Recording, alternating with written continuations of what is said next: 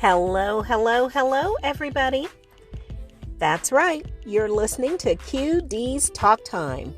And my name is LaQuisha Blair, but you can call me Q. So, I thought what a great subject to have with everyone would be food. My favorite home-cooked meals. I have a lot of them, but what I really want to talk about are those stick to your rib kind of foods. You know, the ones that you grew up on that your mom would fix over and over again, and you just never got tired of it. So in my family, we live in East Tennessee, the southern part of the United States, and it is considered soul food. You know, it's food for the soul, food that makes you happy, food that makes you think about home. Now, I know every culture everywhere has their own version of soul food, that type of food that only your mom makes, that makes it perfect. You know, she has these particular recipes that she cooks that makes, when you taste it, it makes you feel warm and fuzzy all over. Well, I have a lot of those. I grew up kind of dual between East Tennessee and Southern Kentucky. My grandmother lived in Kentucky, and she lived on a farm, and she would cook on an old wood stove, and everything she cooked was always wonderful. And some of the foods that she would make were just simple homegrown foods that she grew on the farm. And it was things like pinto beans and cabbage. And by the way, she would fix pinto beans and cabbage and cream corn and turnips, which at the time I didn't like turnips, but she would cook turnips and Brussels sprouts, and I didn't like those either. I called them little cabbages because that's what they look like, but they had this very odd flavor to them. Now that I'm older, I think about when I go to cook, I fix Brussels sprouts and I really like them. I didn't like them as a kid, but it's funny how when you're a child, your taste buds change as you grow older, and you start to find that a lot of things that you didn't like as a kid, you now like, and vice versa. There are some things that you don't like now that you absolutely loved when you were a kid. Now, I don't know if it's because your taste buds burned out on them, or you ate too much of it, or just chemically as you get older, or metabolically as you get older, things change, you know. So, anyway, back to the story. When I was growing up, I would go between my mom and my grandmother. You know, we would spend the summers at my grandmother's on the farm. And then, of course, throughout the rest of the year, we were home with mom. So when I was at my grandmother's, my favorite meals, which she cooked every single day, was pinto beans and cabbage. It's still my favorite meal. I love pinto beans and cabbage. It is absolutely wonderful. And I don't know if it was the wood stove and the cast iron, it just made it so delicious, or if we were so hungry from being outside playing, because it was my sister, Cynthia, and my cousin, Sonia, and we all used to go out and run up and down the mountains and the woods and have these excursions and explore. And by the time we'd leave, like 8 o'clock in the morning, we'd come home, grab a sandwich, you know, a bologna sandwich, a piece of bologna that we'd smack between two pieces of bread. And then we'd get a jar of Kool-Aid and maybe some salt, because my grandmother had apples on her farm. So we would grab apples out of the apple tree, and that was dinner. And we would go running back out into the woods. And we were out there, and our Grandma's rule for us was, don't let don't let dusk dark hit you. Now, I don't know about you, but we had to be in the house when dusk dark came. And so dusk dark, if you don't know what that is, it's right when the sun starts to go down and the land start to kind of get that orangey look. It has this orange tint. Everything's got this beautiful orange tint right before it starts to get dark. Now, if it starts to get dark, it's too late. And dusk dark in the country in the summertime was right around 8 o'clock. So as long as we made it home by dusk dark, we were fine. So anyway, we would be out running around all night, all afternoon, just having a ball. And we were full because we had our sandwich and our Kool-Aid and our salt for our apples. We'd have fresh apples. And on my grandma's farm, she grew several different apples. She had a red apple tree, she had a June apple tree, and she had a yellow apple tree. And I loved and she also had what's called a wine sap apple tree. I loved the wine sap apples and the June apples. The June apples were these great big huge green apples, and they were so good. And I didn't need any salt with those. I just ate them just like they were. Same thing with the wine sap apples. The wine sap apples is what they used to use to make apple wine or apple cider, and it was so good. And of course, we always had homemade apple cider. Grandma would make it. It was wonderful. But anyway, we would be out all day, and then by the time dusk dark hit, we'd get back home. Supper was ready. We would eat, and she would have the pinto beans and the cabbage. And if, we didn't always have meat. Not that Grandma didn't have meat. It's just that she didn't cook it all the time. She didn't cook it unless you asked her to. And usually that was on Sundays. Sometimes she would, my uncle, because she had a farm, he would go out and, get a chicken and kill it, and she would fix fried chicken, and we would have fried chicken on Sundays, and, or, through the week, sometimes she'd make a meatloaf, and we'd have meatloaf, and that was, we'd have pinto beans, cabbage, and meatloaf. And sometimes she would fix potatoes. We would have like new potatoes, or there was potatoes at every meal. It would either be new potatoes or fried potatoes and onions, or sometimes she would mash them and we'd have mashed potatoes. I don't remember ever having like baked potatoes or anything like that, but it was either boiled new potatoes or fried potatoes or mashed potatoes. And so those were the kinds of meals that I grew up on.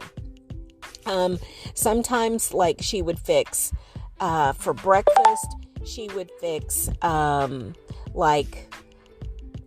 know, what do you call it?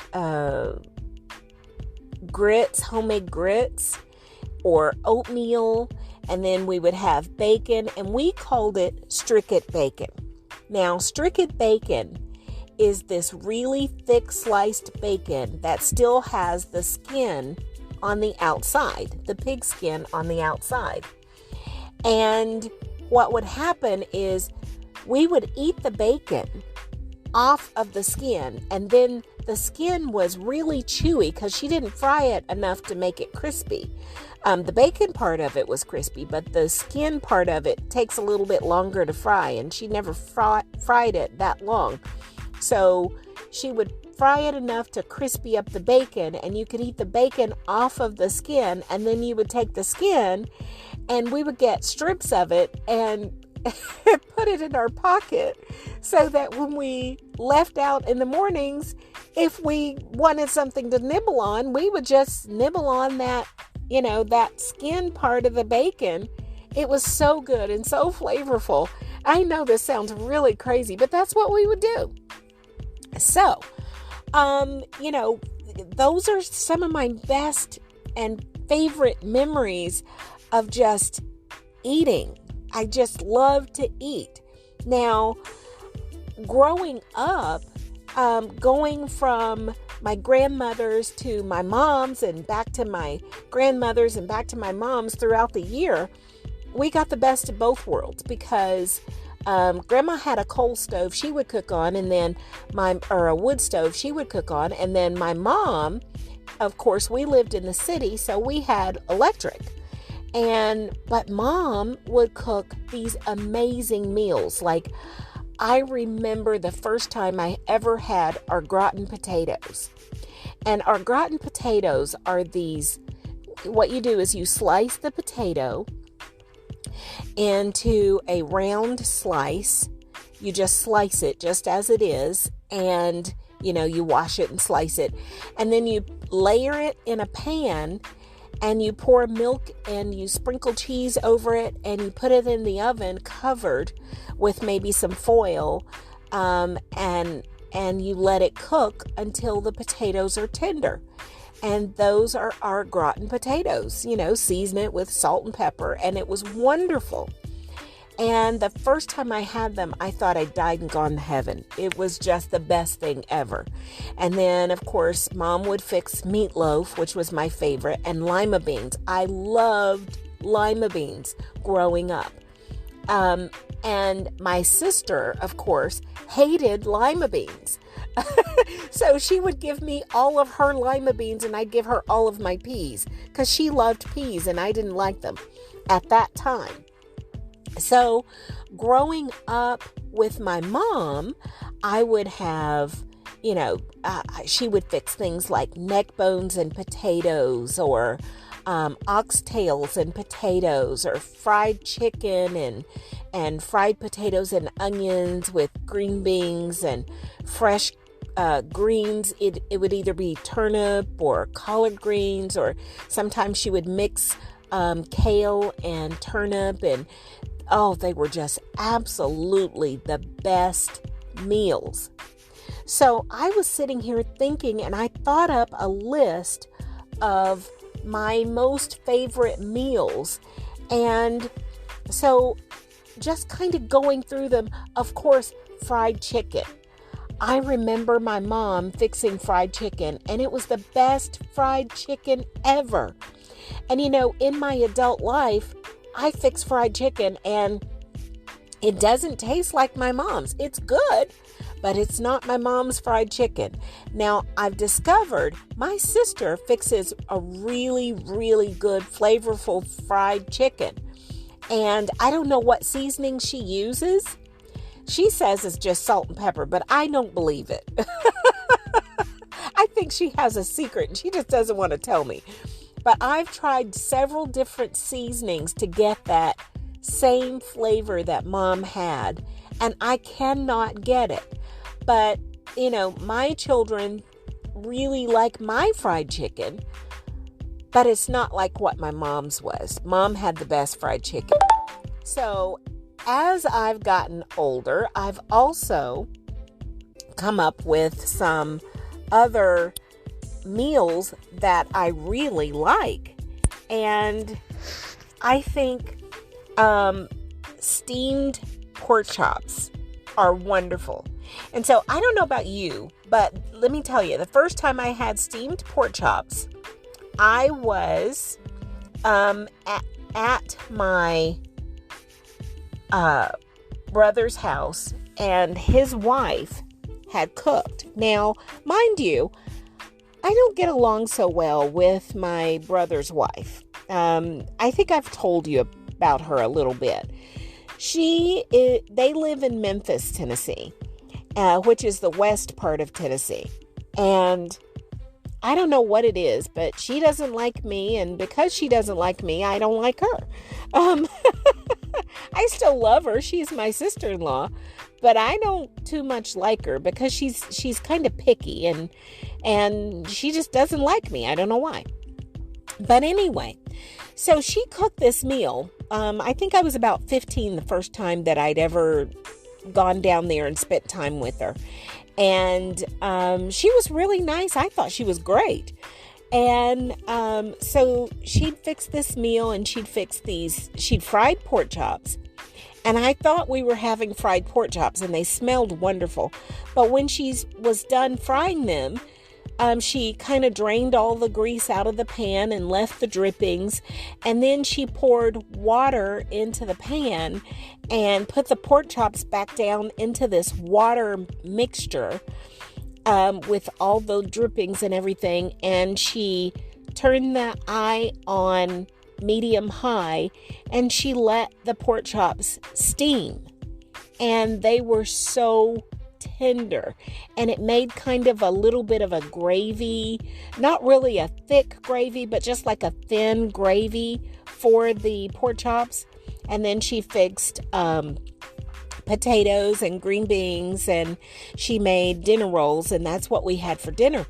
And ever since then, I have been hooked on these steamed pork chops. I learned how to fix them myself, which it was kind of simple. You just fry the pork chops, you drain the grease, you leave the drippings in the pan, and you pour water in there, and you let the water steam up for just a little minute, let it bubble up, and then you put the pork chops in there, cover it up, and you let that simmer for just probably about 10-15 minutes. So that the pork chops get tender and it makes a little kind of a thin gravy.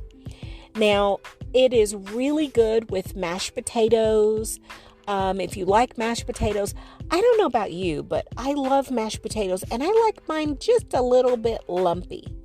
I heard one of the ladies at work last night, and she was talking about how she liked her mashed potatoes really, really creamy, and how she'll mash them for about 30 minutes to make sure there's no lumps in them. Well, I like mine lumpy. So anyway, and then you can add another side like green beans or broccoli or peas or some green vegetable, greens if you want greens, just like a mixed steam salad, something hot. I don't know that this meal necessarily is paired well with a cold meal. With a cold salad, but it's really good with hot greens or something like that. So one thing I thought about, when I was thinking of foods that I haven't had since I was a kid, and the ones that I really, really love was hominy. I don't know if you know what hominy is, but it looks kind of like corn, only it's white.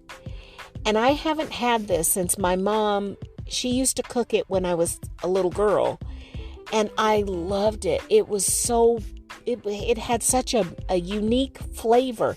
I thought, when I first saw it, I thought it was white corn, only it was like really big. But it wasn't white corn, it was called hominy.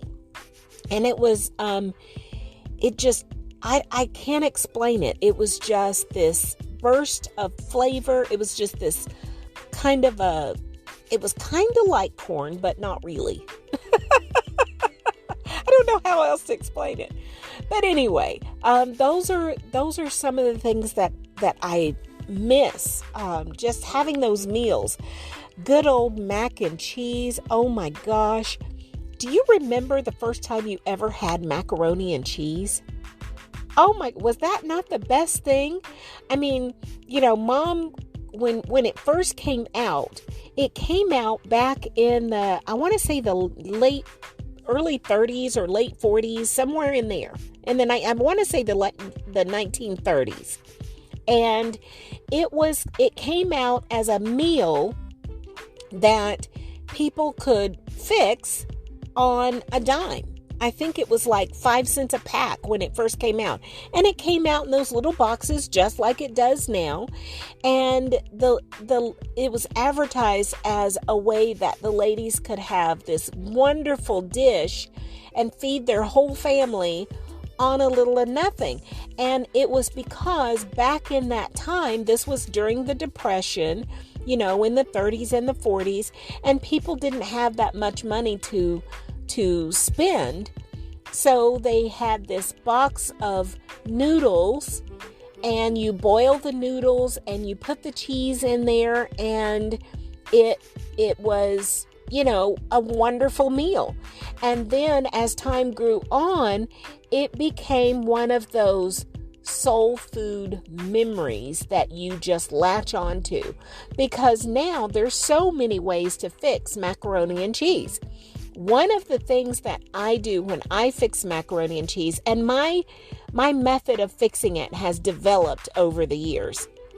I started out by just using the box, and then I thought, it doesn't really fill you.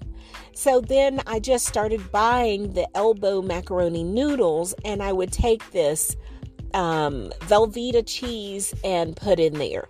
And then I started adding like different cheeses, like the white cheddar cheese and the mild cheddar cheese, the yellow cheddar or the sharp cheddar, and mix it together. And then I put cream cheese in it to give it this flavor, or pepper jack cheese in it to give it this flavor. And you add salt and pepper and a little bit of mustard, and then you add egg, and then you just put it in the pan and run it in the oven and bake it. And it was wonderful.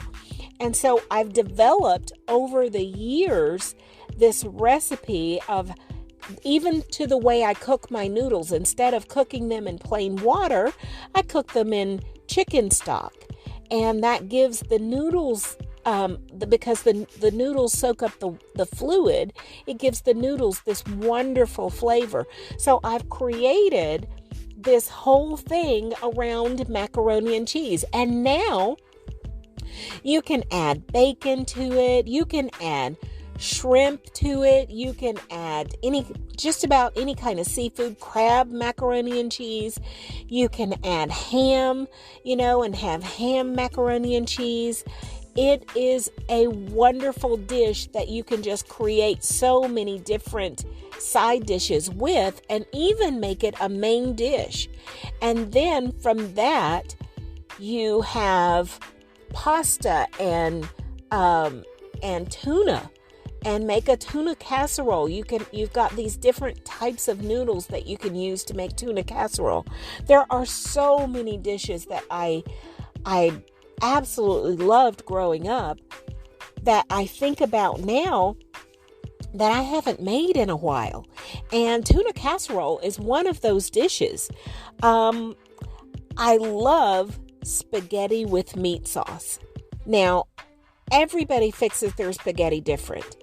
And that's another one of those dishes that growing up, it was spaghetti, and then you fry your ground beef and your sausage, and you crumble up your sausage and your ground beef, and you fried it together, and you add your onions and your bell peppers and your tomatoes, and you made a sauce, and you would pour that on top of your spaghetti. After you've plated your spaghetti, you'd pour that on top.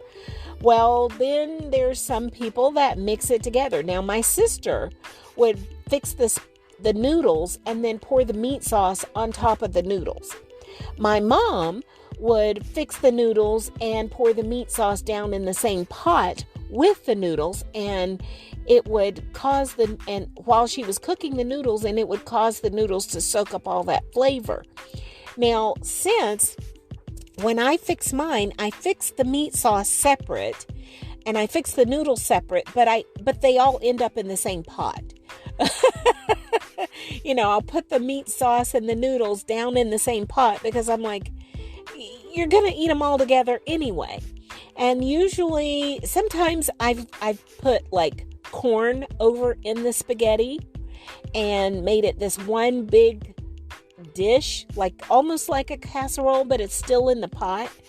I've even, put a little side dish of of peas. I usually don't mix the peas up in the spaghetti, but corn mixes very well in spaghetti. And then you can fix a side of cornbread or a side of garlic bread and eat that, and it's just absolutely wonderful.